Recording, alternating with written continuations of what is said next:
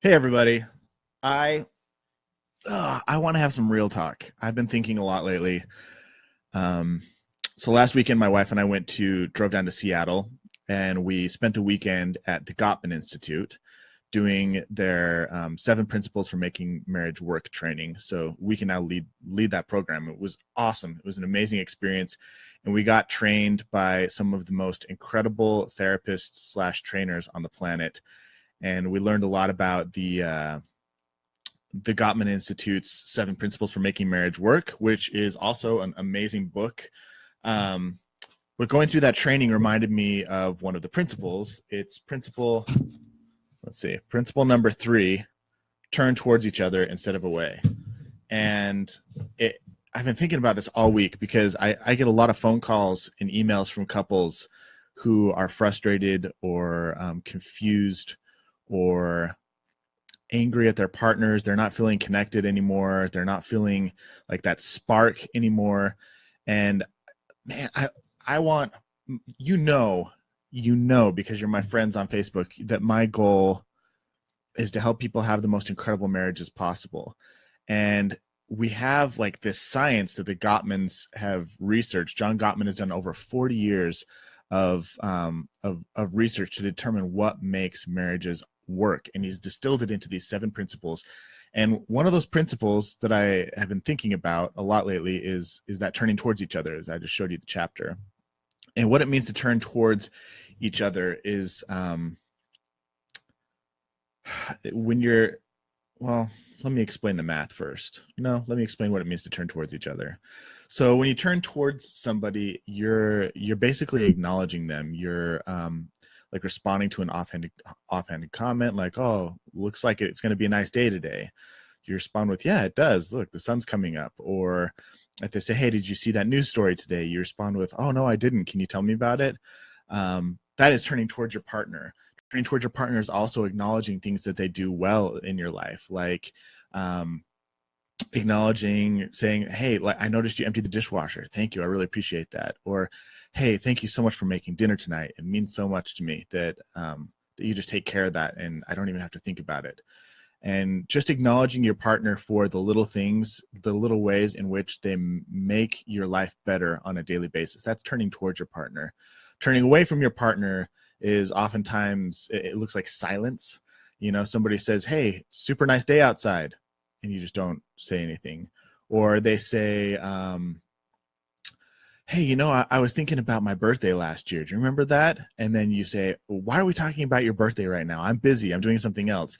When you snap at them, that's turning away from your partner. When you're shutting down when a bid for connection, when they're trying to connect with you or have a conversation with you or share a moment with you. So the interesting thing about, now that you know what turning towards and turning away from your partner is, the interesting thing about this is that the happiest couples have a 20-to-1 ratio of positive to negative interactions every day. And when they're in times of conflict, that ratio is 5-to-1. So they're having a 5-to-1 ratio of turning towards their partner, even in the midst of conflict and argument. That means reaching out and touching each other, giving each other a hug, cracking a joke in the middle of an argument and making each other laugh, expressing like empathy and saying, "Hey, that sounds really hard. I'm sorry that you're feeling that I made you feel that way," or "I'm sorry that happened to you. That really sucks." Like, even in moments of conflict, the ratio is 5 times more positive interactions to the 1 negative. And what I see happening with couples on a regular basis that come to me is that the ratio of positive to negative interactions sucks. It sucks. Oh my gosh, it's so frustrating. I talk to people, and sometimes I'll ask them, "When was the last time you gave your husband a compliment?" Or, "When was the last time you told your wife thank you?" And they'll sit there and think, I don't even know. Or I hear this excuse a lot, like, "Why should I thank him for emptying the dishwasher?" Or, like, it's his job. He made the dishes dirty. Or, "Why should I thank him for putting the kids to bed? They're his kids too." Or, "Why should I thank her for making dinner? Like, that's just her job. My job is to go to work and her job is to make dinner. Why do I need to thank her for that?" And my answer is, you thank your partner because you want to be a nice person. Like, you want to be pleasant to live with. You want to be kind and have love and compassion and kindness be a part of your relationship. You don't thank them because they deserve it. I mean, in part, that's why you thank them, but you thank them and appreciate them and lather on the positive affirmation and the support and the praise, because you just want to be a pleasant person to live with. You want your partner to think, wow, I'm really glad I'm married to this person. So I just want to encourage you. I think most couples really struggle with this. They don't praise their partner enough. The 20-to-1 ratio isn't, you're probably not as close to achieving that 20-to-1 ratio of positive to negative interactions as you think. Because most people, even if they do think something nice or positive about their partner, it doesn't come out of their mouth. So the goal I want to give you today is find ways to level up your positive interactions, your praise, your compliments, your appreciation, your gratitude. Find little things, find big things every single day. Start today. See if you can find 20 things to thank your partner for today before you make one complaint towards your partner. See if you can find 20 ways to respond to your partner's bids for connection and offer them bids to connect to you before you come down on them or get upset with them or frustrated with them. The truly happy couples have a 20-to-1 ratio of positive to negative interactions. And that means, it just means you got to step up your game.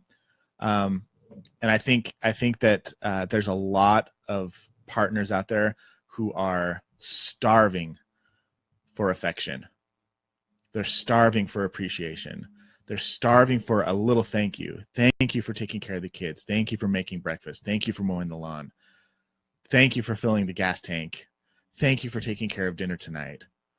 Thank you for just being supportive and for being kind and for seeing me for who I am. Thanks for being so patient with me when I was going through this difficult time. Like, there's so many things that you can appreciate your partner for that sometimes we just take for granted. They stick around with us. They put up with our bull crap. They put up with our ugliness. And man, we can do a better job at appreciating them. And especially if we don't think that they deserve it. Especially if we just think it's part of their job title to do these things. Appreciate them for it.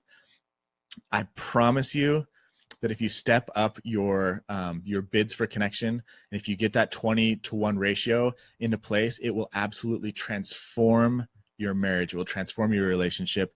It'll turn your relationship into something magical that you instead of getting what I call the poop colored glasses, where you kind of see everything through a negative light, you start seeing everything through rose-colored glasses, and you get what's called positive sentiment override, where everything that your partner does gets viewed through a positive filter.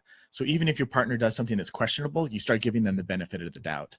And that only happens when you start looking consistently for those good things. So if you want positive sentiment override instead of negative sentiment override, if you want passion and more affection in your relationship, if you want connection and you want happiness and joy, it comes from constantly acknowledging your partner for the good things that they're doing and turning towards them and making those bids and responding to their bids, and really just kind of leveling up your game in that area of life. So hope you guys step up to the plate. I know I'm going to.